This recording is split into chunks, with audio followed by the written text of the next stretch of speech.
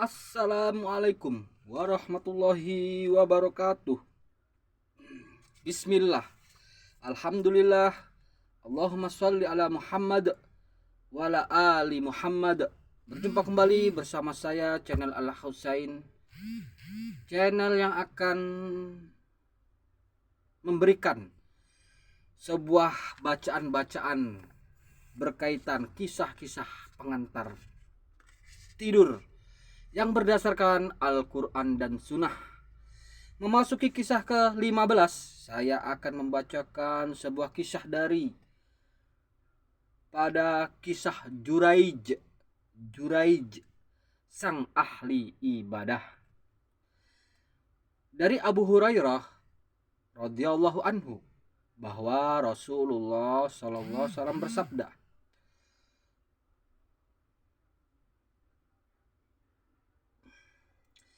tidak ada orang yang berbicara ketika masih bayi, kecuali 3 orang. Di antaranya, pertama, Nabi Isa bin Maryam.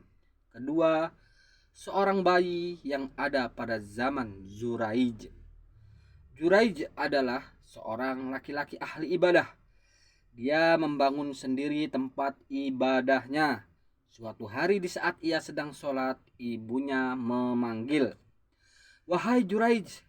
Juraij berkata, "Ya Robbi, apakah akan saya jawab panggilan ibuku atau aku meneruskan sholatku?"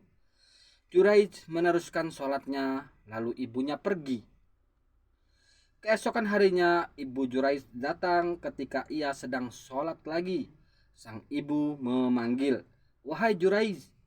Juraij mengadukan kepada Allah, "Ya Robbi, aku memenuhi panggilan ibuku atau meneruskan sholatku?" Ia meneruskan sholatnya, lalu ibunya pergi meninggalkan Juraij. Pada pagi hari, ibu Juraij datang lagi. Ketika itu Juraij sedang sholat. Sang ibu memanggil, "Wahai Juraij."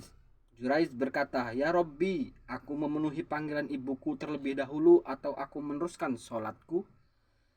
Tetapi Juraij meneruskan sholatnya. Lalu ibu Juraij bersumpah, "Ya Allah, janganlah engkau matikan dia sehingga ia melihat pelacur." Sementara itu orang-orang Bani Israel menyebut-nyebut ketekunan ibadah Juraij, dan tersebutlah salah seorang dari mereka terdapat seorang pelacur yang sangat cantik yang berkata, "Jika kalian menghendaki, aku akan menggodanya untuk kalian." Perempuan tersebut lalu mendatangi Juraij dan menggodanya, tetapi Juraij tidak memperdulikannya. Lalu pelacur tersebut mendatangi seorang penggembala yang sedang berteduh di dekat tempat ibadah Juraij. Akhirnya ia berzina dengan si gembala dan hamil. Saat ia melahirkan seorang bayi, orang-orang bertanya, "Bayi ini hasil perbuatan siapa?" Pelacur itu menjawab, "Juraij." Maka mereka mendatangi Juraij dan memaksanya keluar dari tempat ibadahnya.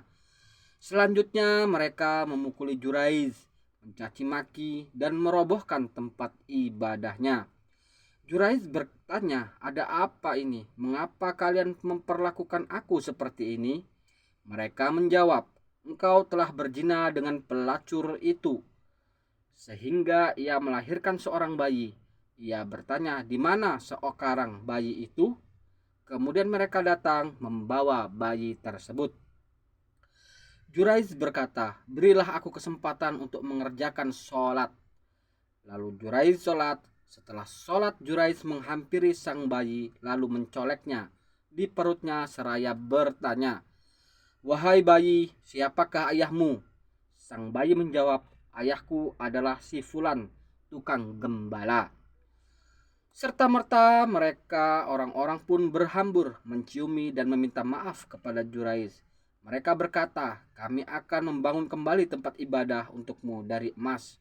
Juraij menjawab, "Jangan, cukup dari tanah saja sebagaimana semula." Mereka lalu membangun tempat ibadah sebagaimana yang dikehendaki Juraij. Ketika ketiga, ketika seorang bayi sedang menyusu pada ibunya, tiba-tiba lewat seorang lelaki menunggang kuda yang gesit. gagah dan tampan rupa.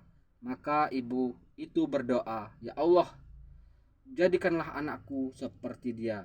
Tiba-tiba bayi itu melepaskan tetek ibunya dan menghadap kepada penunggang kuda tersebut seraya bertanya, "Ya Allah, jangan jadikan aku seperti dia." Lalu ia kembali lagi ke ibunya dan melanjutkan hisapan susunya.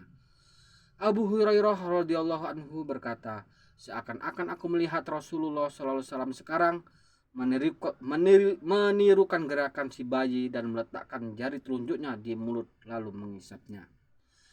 Lalu lewat gerombolan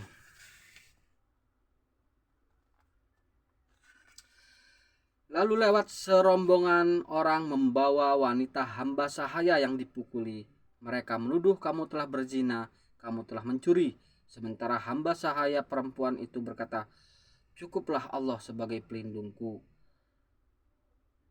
Melihat kejadian ini, sang ibu berdoa, "Ya Allah, jangan jadikan anakku seperti dia." Maka bayi itu meninggalkan tetek ibunya dan melihat ke tempat wanita hamba sahaya tersebut sambil berdoa, "Ya Allah, jadikanlah aku seperti dia."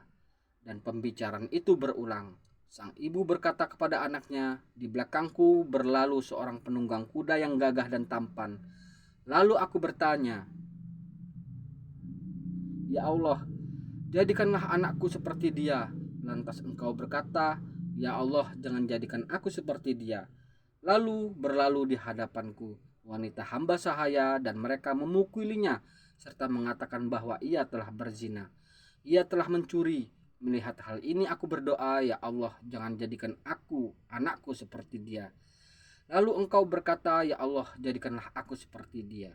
Maka bayi ini menerangkan kepada ibunya, 'Wahai ibu, sesungguhnya penunggang kuda yang tampan itu adalah orang yang sangat sombong.'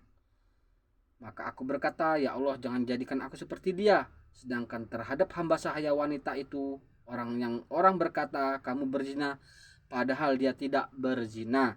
'Kamu mencuri,' padahal dia tidak mencuri. Maka aku berdoa, 'Ya Allah, jadikanlah aku seperti dia.'"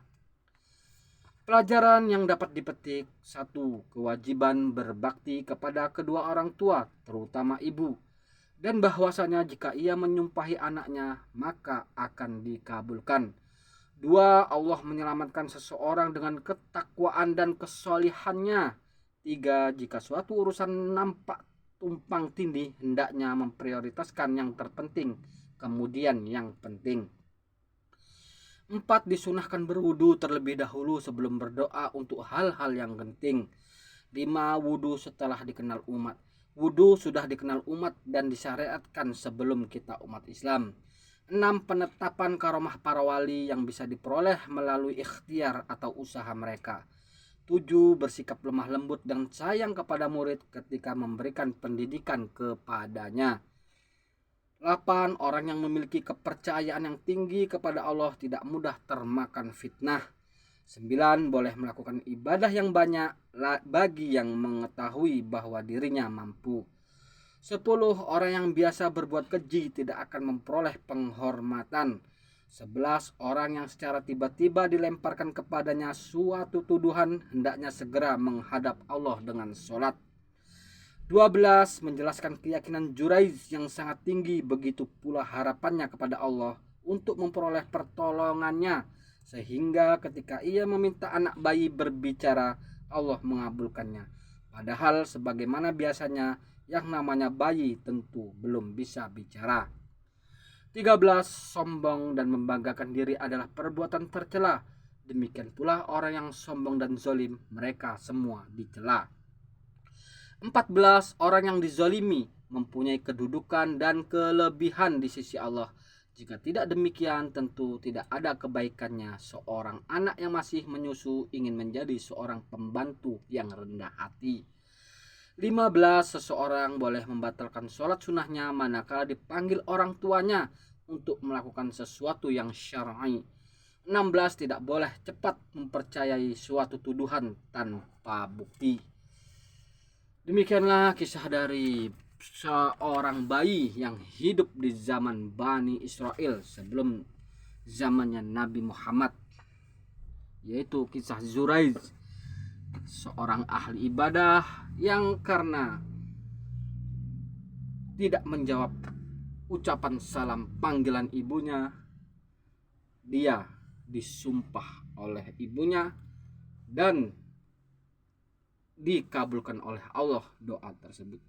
Maka dari itu semoga kita bisa mengambil pelajaran bahwasanya panggilan seorang ibu itu adalah sebuah jawaban, sebuah harus menjawab sebuah kewajiban.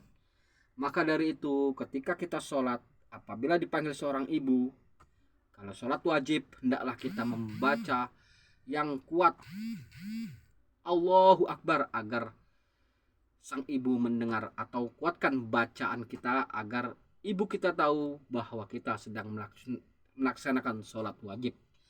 Jika sholat sunnah, bolehlah kita membatalkannya untuk menyeru panggilan sang ibu. Semoga kita bisa mengambil pelajaran dari kisah tersebut. Subhanakallahumma wa bihamdika asyhadu alla ilaha illa anta astaghfiruka wa atubu ilaik. Assalamualaikum warahmatullahi wabarakatuh.